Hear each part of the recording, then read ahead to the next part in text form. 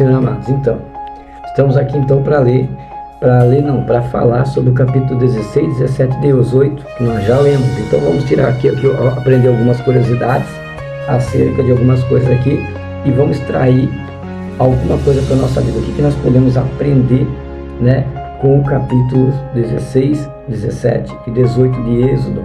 Então lá no versículo 16 a gente vê que Deus vai tirar eles lá de Elim e a congregação vai para o deserto de Sim. O que era esse deserto? Era um deserto provido e muito estreito, arenoso, cheio de pedregulhos e nada crescia lá.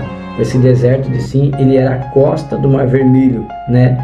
Ele pegava a costa, né, do outro lado do Mar Vermelho, aquela costa ali, passavam o Mar Vermelho, eles atravessaram ele e chegaram ao deserto de Sim. Para que Deus levou o povo para lá?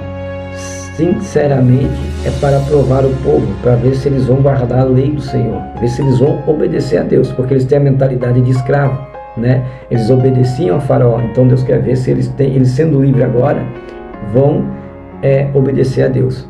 Então, já no versículo 2 e 3, a gente vai ver que eles vão agora murmurar contra Deus e contra Moisés e Arão. Lá no verso 3 ele diz assim, e os filhos de Israel disseram: quem dera que nós morrêssemos pela mão do Senhor na terra do Egito, quando estávamos sentados junto às panelas de carne.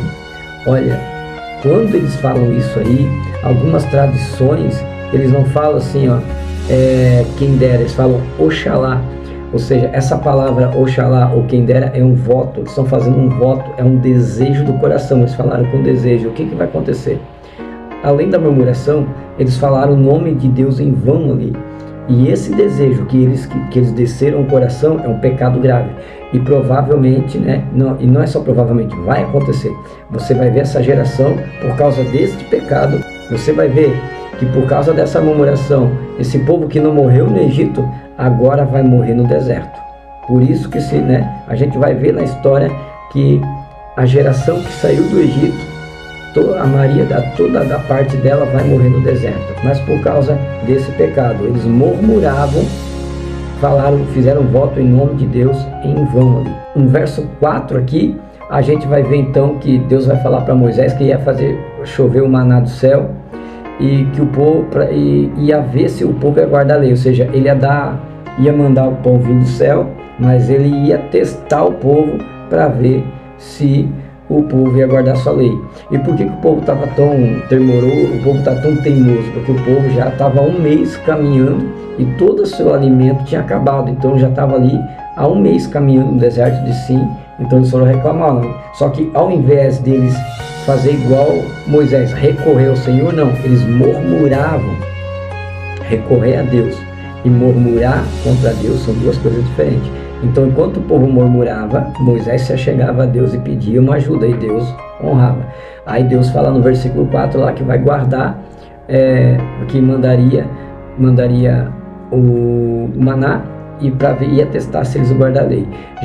Aí no verso 5 ele vai dizendo, e Deus dá ordem que no sexto dia ele era para eles recolher em dobro, porque Deus ia derramar o maná, e quando chegasse no sexto ia ser em dobro, porque no sétimo dia não cairia então maná do céu, porque o Senhor ia querer que eles guardassem ali o sábado, né?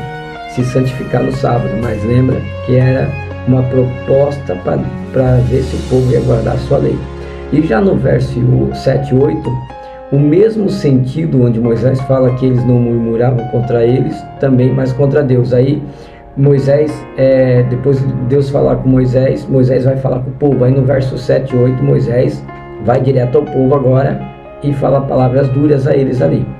E no verso 9 a 10, Moisés fala ao povo que Deus tinha ouvido as murmurações do povo e que eles tinham que olhar para a nuvem que estava à frente. Provavelmente essa nuvem que Moisés está dizendo, olha, Deus ouviu a murmuração de vocês e Deus está indignado com vocês. Então olhem, aí ele fala assim, toda a congregação, né, quase 2 milhões de pessoas, olhem para a nuvem. Essa nuvem, segundo estudiosos, seria aquela nuvem da coluna que andava de dia com eles. Então Provavelmente Deus ali tocou buzinas, ou mudou a cor da nuvem, alguma coisa aconteceu, porque Deus se manifestou nessa nuvem para mostrar para eles que Deus estava indignado, tá? Então provavelmente aí o povo olhou para a nuvem e temeu, ficou com medo. Já no verso 11 e 12, Deus promete para Moisés que já de tarde eles iriam comer as codornas, né? Ou cordinice, algumas traduções dizem. E pela manhã desceria então o maná do céu.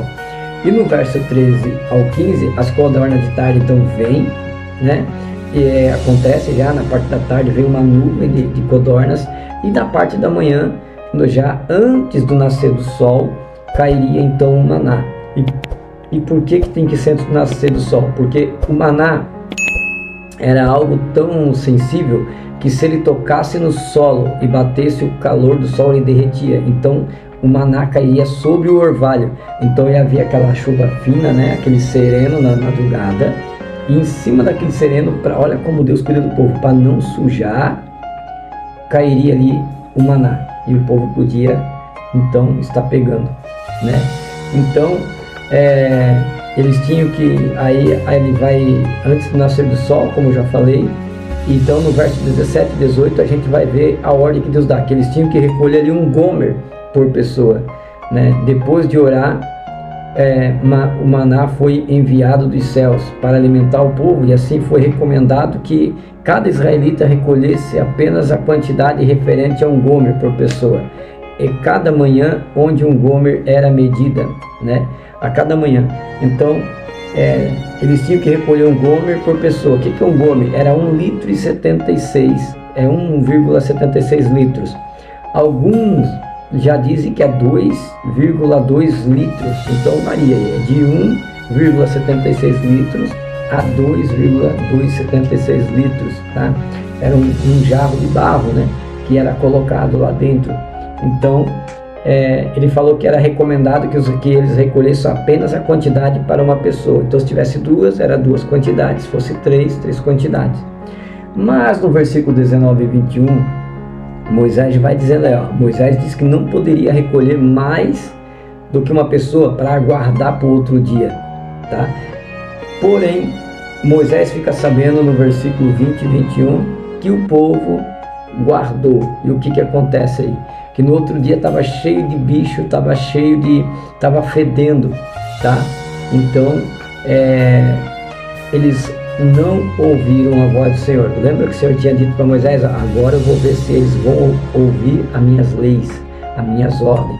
A ordem era para não pegar a mais, não juntar mais, mas o povo teimoso foi lá. O que aconteceu? Estava cheio de bicho e estava fedendo o negócio já. Já no verso 22, ainda do capítulo 16, né? Por ser o sexto dia, eles tinham que recolher então 2 gomer, ou seja, 2 litros para cada pessoa, o dobro, tá? Porque no sábado não teria maná para eles recolher. Mas olha o que acontece. Aí já no versículo 23 e 24, a gente vai ver ali Deus falando sobre o guardar o sábado, né? Que depois de 2000 anos de silêncio, que Deus não falou, porque Deus falou a última vez com Jacó, e depois só falou, falava através de sonhos com Jacó, e depois só falou através de sonhos com José. Então passou-se aí 2000 anos de silêncio de Deus, e agora voltou o dia do repouso, que era o dia do descanso. Ele reaparece novamente na palavra, tá? Então Moisés tinha dito que para eles guardar. Então quando eles guardaram, pegaram a porção dobrada na sexta-feira. Quando eles abriram no sábado, ao contrário dos outros dias, não tinha bicho, estava tudo legal, estava tudo bom. Então estava pronto para ser comido. Mas mesmo assim, lá no verso 26 e 27, Moisés ele vai avisar que o povo, que no sábado não era para sair para procurar maná, pois era para descansar.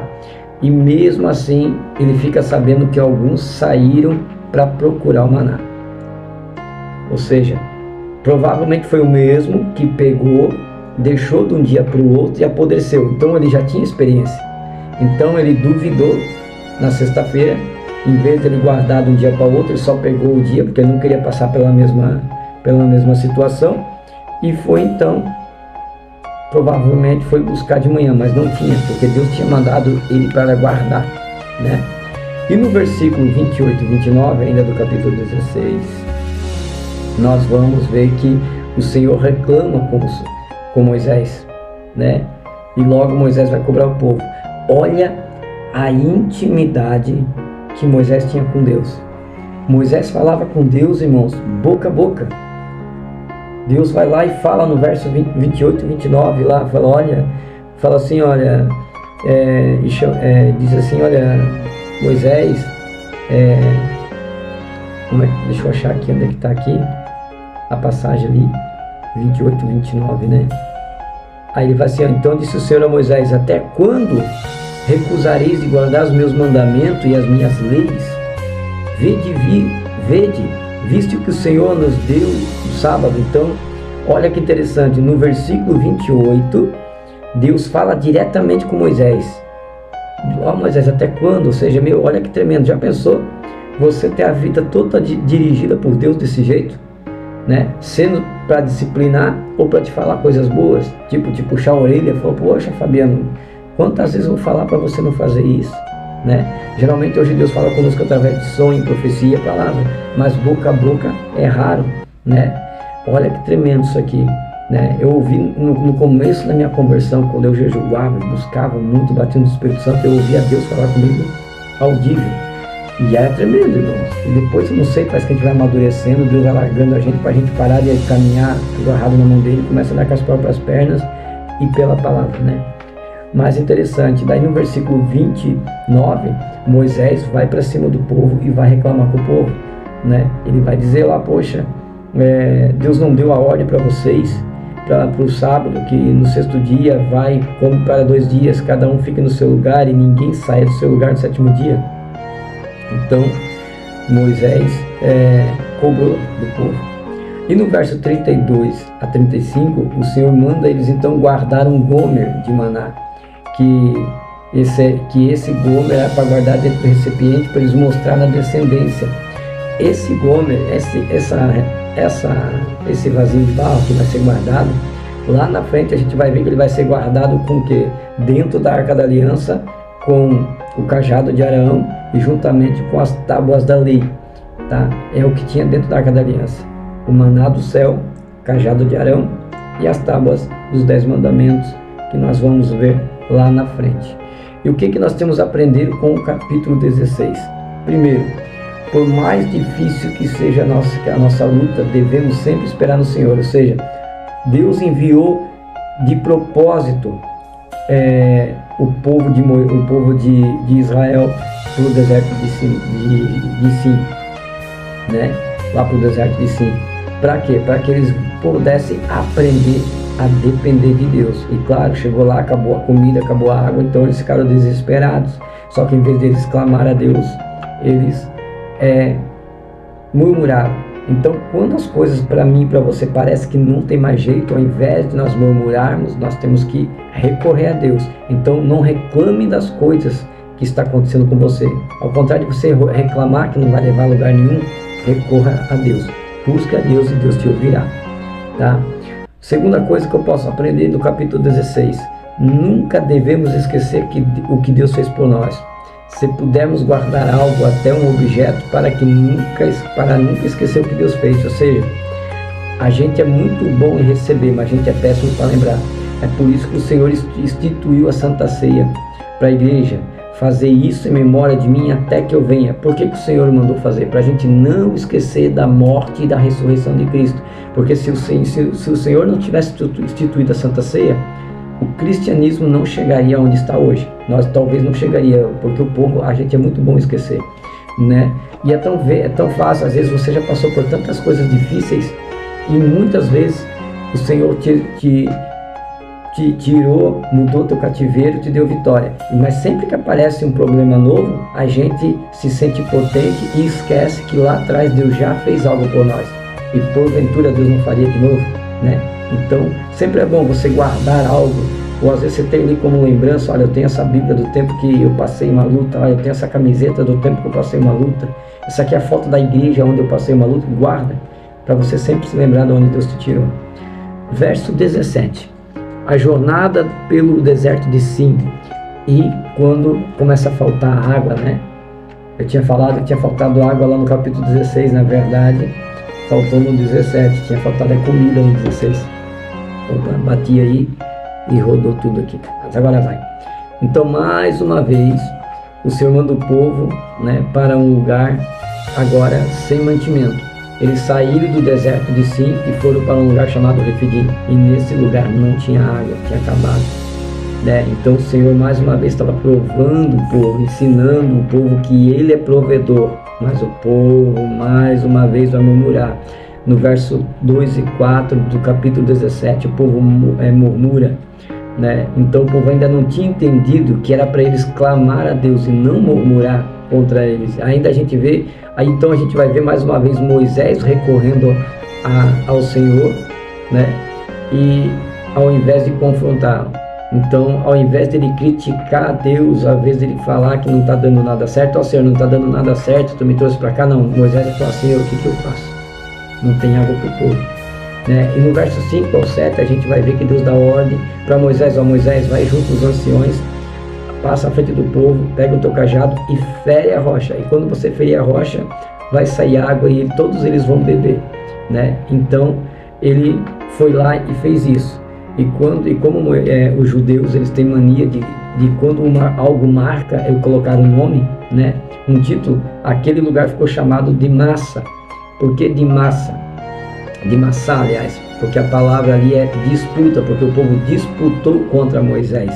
O povo foi para cima de Moisés e disputou contra Deus. E também Miribá, por quê? Porque o povo lutou contra Moisés e lutou contra Deus. Então, Massá e Miribá quer dizer disputa ou luta. Então, pela contenda que eles fizeram contra Deus, aquele lugar ali onde foi ferida a rocha se chamou Massá ou Miribá, quer dizer luta ou disputa. No verso 8 a 10, então pela primeira vez, agora o povo tem que lutar de verdade, né? Amaleque vem para cima para destruir o povo, para saquear o povo. Provavelmente, né, eram homens que andavam no deserto e eles roubavam, matavam, assassinavam. Então eles vêm contra o povo de Deus. Mas o que você talvez não saiba é que Amaleque, esse cara, ele é neto de Esaú. Quem que é Esaú? Esaú é irmão de Jacó, tá? Então passou-se aí praticamente aí 2000 anos de silêncio de Deus. Então esse Amaleque, ele é da descendência de Esaú, o mesmo Esaú que vendeu a sua primogenitura para Jacó.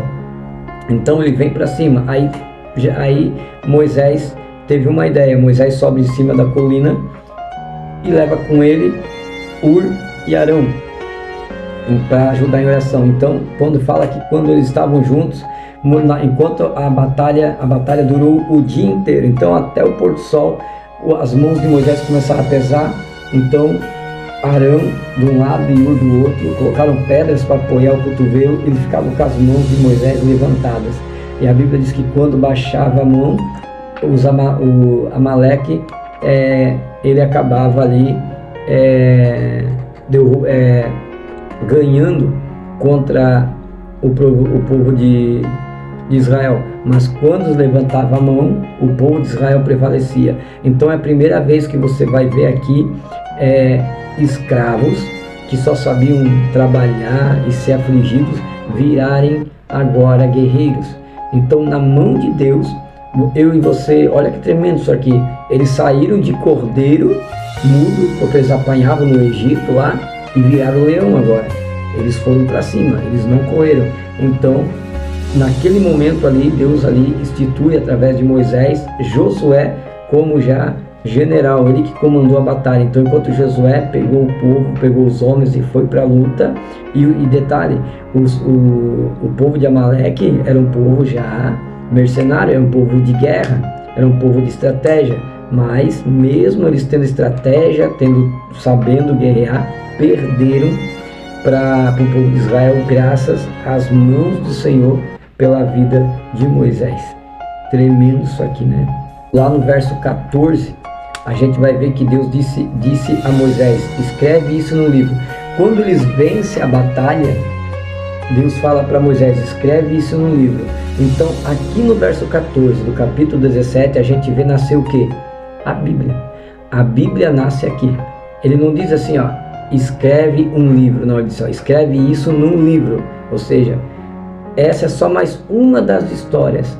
É uma das histórias do povo de Judá, povo de Israel, né? Então aqui nasce a Bíblia, no verso 14. E o que eu posso aprender com isso aqui? Olha que tremendo isso aí. No versículo, aliás, 15 e 16. Moisés, ele vai levantar um altar no nome do Senhor e vai dizer assim, ó, que quer dizer: o Senhor é minha bandeira, tá? E qual era e toda vez que alguém se levanta contra o povo de Deus, não cai bem, né? Então a gente vai ver muitos inimigos de Israel caindo por terra, mas por serem da mesma família, do mesmo patriarca, Deus agora estabelece ali uma guerra eterna, ou seja, não eterna, né? Mas enquanto o povo estiver no deserto, eles iam guerrear de geração em geração. Por isso que os amalequitas, né, que estão aí até hoje, os bárbaros hoje, estão até hoje guerreando com o povo de Israel. Os bárbaros são descendentes de Amaleque. Tremendo isso, né? E então o que eu posso aprender no capítulo 17? A primeira coisa: enquanto alguns questionam a Deus, né, como o povo fez no deserto por falta de água, devemos ser como Moisés. A mesma forma que ele agiu lá no capítulo 16, quando ele foi recorrer a Deus por causa da comida, agora ele foi recorrer por causa da água. Então, enquanto o povo murmura, questiona, nós adoramos. O homem que adora sempre se dá bem com Deus, né? Então, quando você se achega a Deus em adoração, o Senhor entra com providência. Segunda coisa que eu posso aprender com o capítulo 17: assim como Moisés fez na batalha, nunca lute sozinho, tá? Nós temos um povo terrível, irmão. Tem uns cristãos aí que é fora da casinha. Quantas vezes eu sou dirigente de igreja, então quantas vezes eu vejo pastores falar para mim: irmão Fabiano, não coloca ninguém para me ajudar porque eu não sei trabalhar em equipe. Espera aí, nós temos exemplo na Bíblia. Jesus disse: quando ires pregar a palavra, ires de 2 em 2. Então não é para ir sozinho. A obra não é egocêntrica, a obra é coletiva. O evangelho não é egocêntrico, o evangelho é coletivo. Ou seja, o Pai não é meu, o Pai é nosso. Os pecados não são meus, os pecados são nossos. Então eu tenho que perdoar, eu tenho que orar pelas nossas ofensas, pelas nossas dívidas, não pelas minhas dívidas. O apóstolo Paulo também diz lá em Efésios, capítulo 6, ele vai dizer que nós temos que orar com toda a súplica por todos os santos. E os santos somos eu e você, não é os caras que estão colados na parede, né? Somos eu e você. A Bíblia diz ser de santo porque eu sou santo. Então Deus te vê como um santo. Então nós nunca devemos lutar nossas batalhas sozinhos. Sempre procure alguém, querido. Não ande sozinho. Eu vejo muita gente falar: irmão, eu prego a palavra. Aí usa até a Bíblia para dizer: porque convém obedecer a Deus do que os homens. Não é assim. Nós somos membros da igreja. Nós não somos a igreja, nós somos membros do corpo de Cristo. A igreja é a noiva do corpo, então eu sou membro. Eu não posso andar sozinho. Se eu arrancar o dedo, meu dedo apodrece, ele não vai ter vida própria. Então eu preciso caminhar. Então Moisés foi sábio. Ele contou com 4 pessoas. Primeiro, ele não foi à frente da batalha com o cajado. Ele poderia ir, só levantar o cajado, Deus poderia entrar, abrir um buraco, engolir Amaleque e seu exército inteiro. Poderia, mas Deus não fez. Deus queria ensinar o povo, primeiro, a andar em unidade. Segundo, aprender a lutar suas próprias batalhas com a intercessão deles. Então, agora você vai ver, então, ele sobe na colina, leva com ele Arão e Hur, ou seja, para quando, se acontecesse alguma coisa, os dois estavam ali para ajudar. Então, não ande sozinho, querido. Tem um homem de Deus que eu aprendi com ele, que ele dizia assim, Fabiano, se alguém anda sozinho na obra, é porque fez alguma coisa de errado. Deus nunca vai deixar você andar sozinho. Deus sempre vai levantar alguém para estar do teu lado. tá? Não ande sozinho. Capítulo 18, o que nós podemos ver? Então, do 1 ao 7, no capítulo 18, a gente vai ver que o sogro de Moisés vem com a sua filha e com seus netos. A Zípora, né? A mulher de Moisés, Gerson e Eliezer. E já no capítulo 4, a gente vemos que eles tiveram aí porque lá no capítulo 4 a gente viu que eles tiveram um problema, lembra? Que o Senhor quis matar, né, a Moisés, e a Zípora vai lá e faz a circuncisão sobre os seus filhos, né? Aí Moisés viu que podia dar problema, então manda ela de volta com seus filhos para Jetro. E lá no capítulo 5 de Êxodo, ele vai sozinho com Arão para o Egito e falar com o povo hebreu, né? Então, agora no capítulo 18, a gente vê a volta de Jetro trazendo a família de Moisés para estar com ele. Aí no verso 8 ao 12, Moisés conta para Jetro e para sua família tudo que Deus tinha feito, a travessia do Mar Vermelho, as pragas e tal, e eles se alegraram, ficaram felizes. E como Jetro era sacerdote do Senhor, eles já fizeram um holocausto, fizeram um sacrifício a Deus, se alegrando pelos feitos de Deus em oferta a Deus, e também já aproveitaram a comer ali o restante do que sobrou do sacrifício. Já no verso 13 e 27 do capítulo 18, a gente vê que Jetro tinha um papel a fazer, né? Deus não tinha só levado Jetro para levar a família de volta para Moisés, mas não, Jetro é um camarada experiente. Então Jetro agora ele vê que Moisés estava ali julgando o povo. Imagina, era quase 2 milhões de pessoas, como é que ele ia julgar tudo? Quantos anos ia levar para julgar todo mundo? Então Jetro, não faça isso, tu vai desfalecer, não é assim. Então faz o seguinte, ora a Deus aí e levanta aí homens idôneos, homens justos que vão te ajudar nas causas pequenas, e as causas maiores você julga. Então Moisés fez o que Jetro mandou, assim se aliviou do fardo e deu tudo certo. Então vemos aqui na dificuldade de Moisés, Jetro foi uma peça principal na vida de Moisés. Então, duas coisas que eu posso aprender com o capítulo 18. Que depois de uma grande batalha, depois de uma grande luta, depois que você passa grandes coisas, o Senhor no final te recompensa. Depois que Moisés fez todo o trajeto, lutou, batalhou, como recompensa, porque ele estava sozinho, Deus traz a sua esposa e seus filhos para estar com ele. Então nunca devemos desanimar, porque no final da luta sempre vem uma recompensa, tá? Outra coisa que eu posso aprender, sempre devemos ouvir os anciões, né? Nós vivemos uma geração que o povo está tirando os anciões de cima da igreja, né? E muitos anciões que estão hoje têm mentalidade de menino, mas os verdadeiros ainda eles estão na igreja, ainda tem anciões, homens de Deus, homens que não se corromperam. E esses homens, nós, rapazes novos, né? Nós temos que dar ouvido a eles, porque eles têm experiência. Então sempre procure ouvir os experientes, para você não cair na cilada e se dar mal. Então esses foram os 3 capítulos aí desse dia.